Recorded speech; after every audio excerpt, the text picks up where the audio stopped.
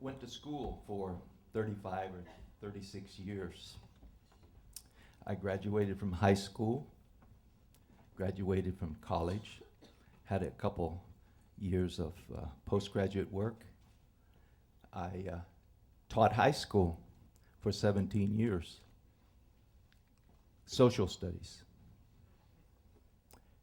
And after I had those experiences, at the age of 48, I learned how to read and write and spell my native language, English.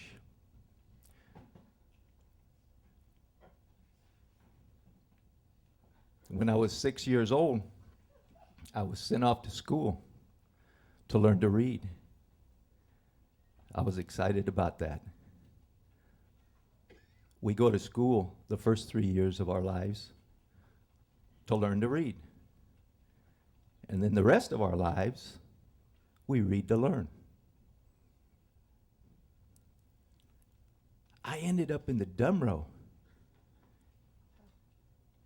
in the second, third grade. I'd never been called dumb before.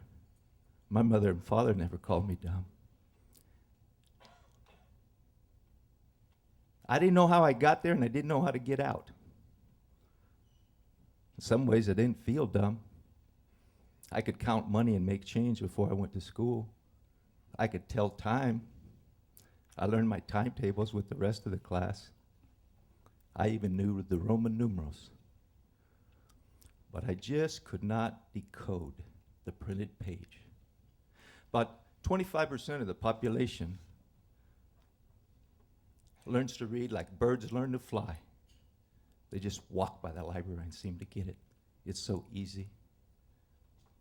On the opposite end of the spectrum, where you'd find John Corcoran, we had difficulty processing the language.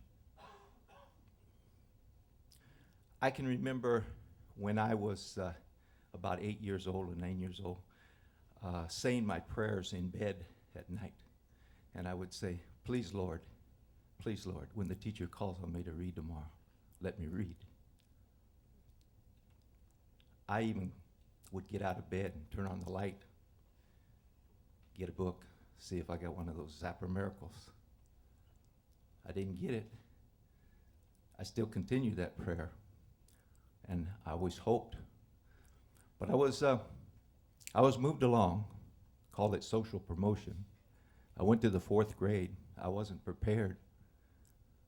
Oh, I hated the fourth grade. Oh, Lord, I hated the fourth grade. We had spelling bees every Friday. I hated Fridays. That was almost as bad as the dumb row. The teacher would choose two of the better spellers to be the captains of the spelling bee teams. And they would choose a team. And I was always the last person chosen. I hated that public humiliation. And everybody knew Johnny Corcoran couldn't even spell cat, C-A-T. I know the teacher knew it too. I hated those spelling bees. I remember one time, I loved recess. Oh, I loved recess. And I remember after one of those spelling bees, I was out on the swings by myself recovering. And Eddie Miller came by and he said, hey, Johnny, spell cat for me. He had won the spelling bee the week before. And he didn't know. But he never did that again, because you had to pay a price for that. I had a lot of fights in school. The little innocent child was becoming defiant, angry, acting out. I was suspended, expelled. In the 7th grade, the teacher moved my desk out in the hallway so she could have some peace and order and teach the other children that really wanted to learn how to read and wanted to study. I didn't like the isolation, but sometimes I really liked it. to be left alone. I spit on that teacher on her backside. She didn't know I spit on her, but I did. I made it to high school. Some more social promotion. I was weary and tired. I got the short end of the stick. I'd been suspended, I'd been expelled, I'd embarrassed my parents. I was tired of that. And I had some athletic skills and I had some social skills. And I really wanted to play basketball. And in high school, you had to be eligible. So I made a shift. And I don't know if it was conscious or anything, but I decided to take my problem underground. And I was going to start passing as a alert person. Started cheating a little bit, copying other people's homework and turning it in. I didn't even bother with that stuff in 8th grade, 5th grade, 6th grade. When I started cheating, and I dated the valedictorian. I ran around with college prep kids. I listened to them and I looked at them and viewed them and saw how the literate people walked and acted and talked. I graduated from high school and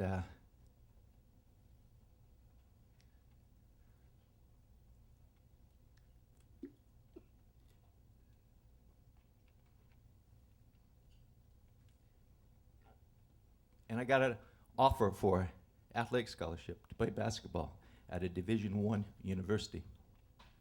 I was excited about that. Of course, I was reading the 2nd, 3rd grade level. This was a big time, though. This was a big opportunity. And I took the athletic scholarship and I went off to the university. But I knew it was going to require some big time cheating on my part. Now, I want to tell you up front that every single course I took at the university level, I cheated in. I found ways. Some were easier than others. There were lazy professors that gave the same exam over and over again. I was a member of a fraternity, and there were files on teachers like that. So it wasn't hard to get by. And there were term papers floating around. Again, I always like literate girls and pretty girls too. And I got term papers and turned those in. That's sort of the low-level stuff. That's the easy stuff. But it got a little bit more complicated. I had Dr. Gregory, and I needed to pass her course. And usually I'd scout out and do some checking on who the teachers were, but all the government teachers seemed to give essay exams. And Dr. Gregory, she was about 90 years old, I think, and she, for her midterm and her final, she put 4 questions on the board. And there were 3 required questions, and there was a bonus question. And this required some thinking and some planning. This wasn't just going to a file and getting an old used exam out. I had a buddy, brilliant guy. He was kind of shy though, and I asked him if he would be willing to help me out in government, and so we planned what we were going to do. I copied the 4 essay questions off the board the day of our midterm. And when I say copied it, I mean painstakingly copy it. It's kind of like if there was a Japanese board back here, and I asked you to copy the questions, you would copy it painstakingly, but you wouldn't know what it said. My friend was waiting outside the window as planned. I passed the exam book out to him. He went under a tree. And I know you're not supposed to pray when you're cheating and lying. But I was praying he knew those answers and that he was going to be able to get that test back into my hands without the older students seeing. It happened. We made it. Not only at the midterm, but for the final. I passed Dr. Greger's class. Sometimes people ask me, what about this friend of yours who was so brilliant? What's he doing? That kind of stuff. What's in it for him? And I also told you he was shy, remember? Oh, he wanted to go to the spring formal with a girl by the name of Judy. I took care of that for him.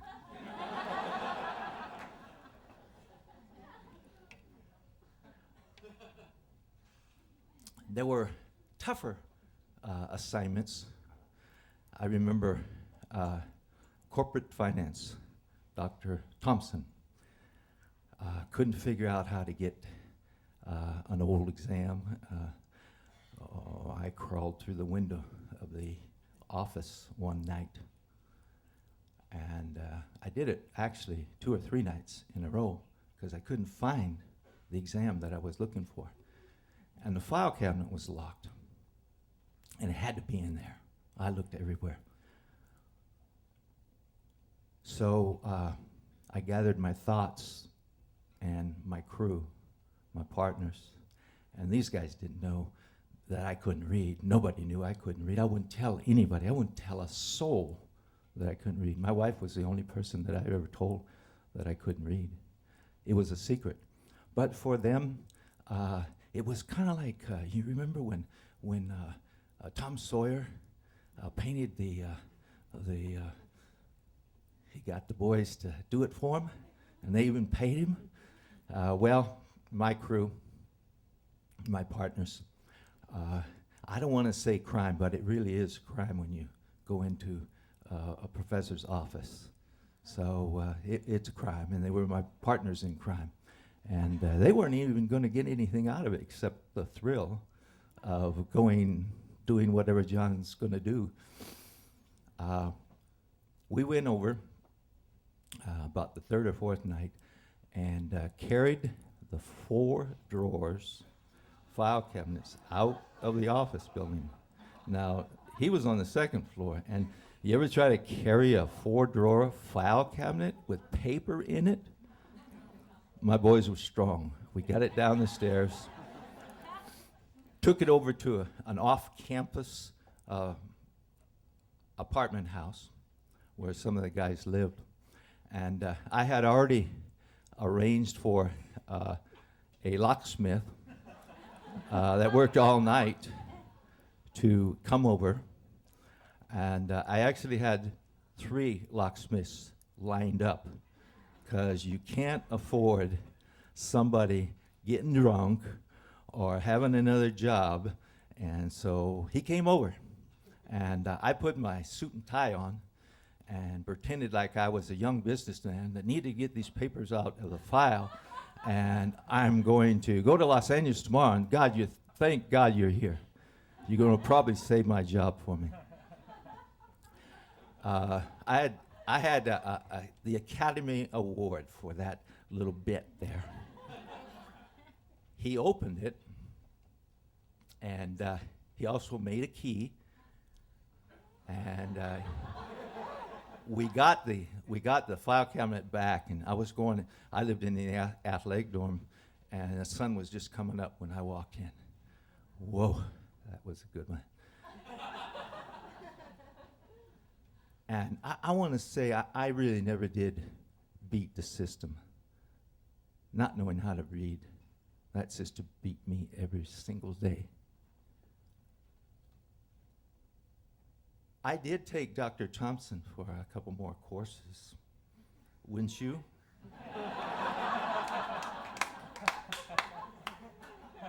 I graduated from college.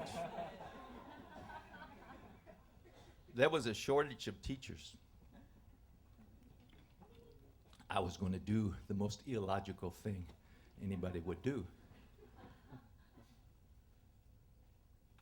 I was offered a job there in El Paso because I graduated from the university there. And I remember it was a $2,500 a year job. Uh-oh. I'm 70 years old now. My hearing's gone. I got to finish this story. My father called me from California and said, hey, you got a better job out here. He filled out a couple of applications. I had an interview. I got the job. Teaching. That's the question everybody wants to know. How did I do that? I already told you how I got there, but how do you teach when you can't read and you can't write? Well, there were some kind of low-level things that I did. First of all, the teachers never suspected of being illiterate, so that was a kind of good ground cover for me.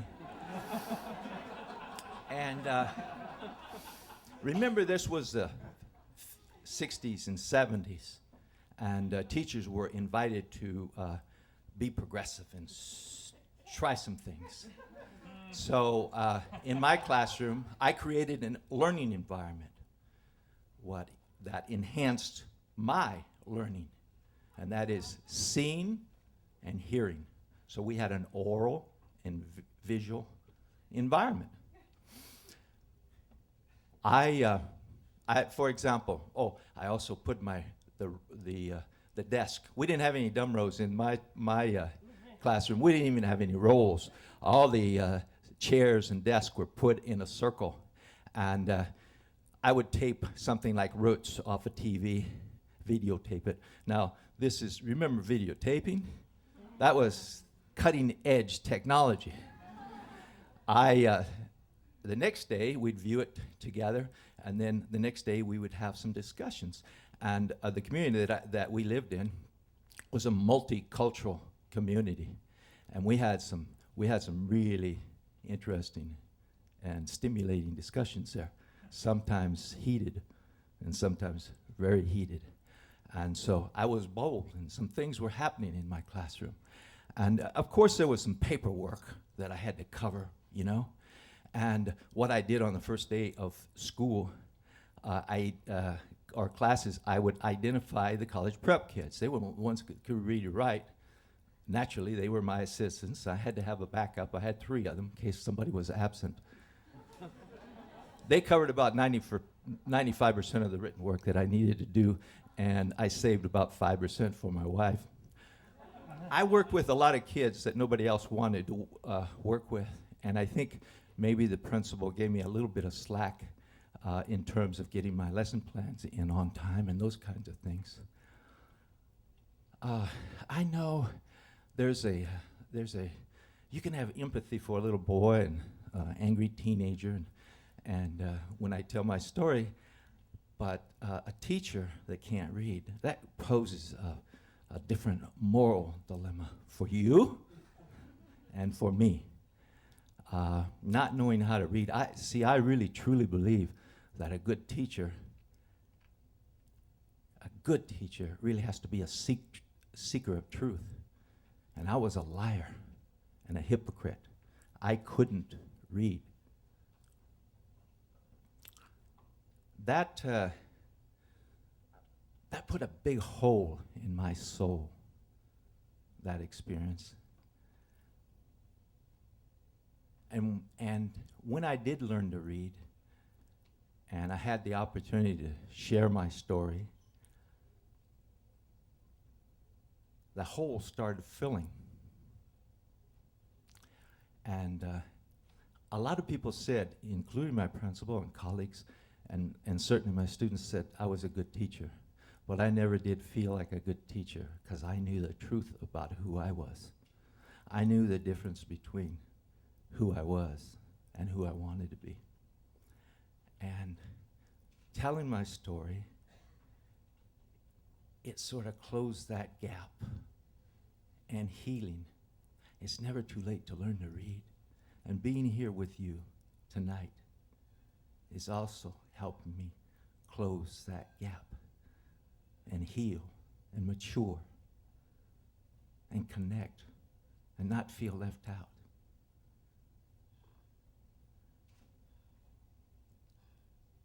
Thank you for listening.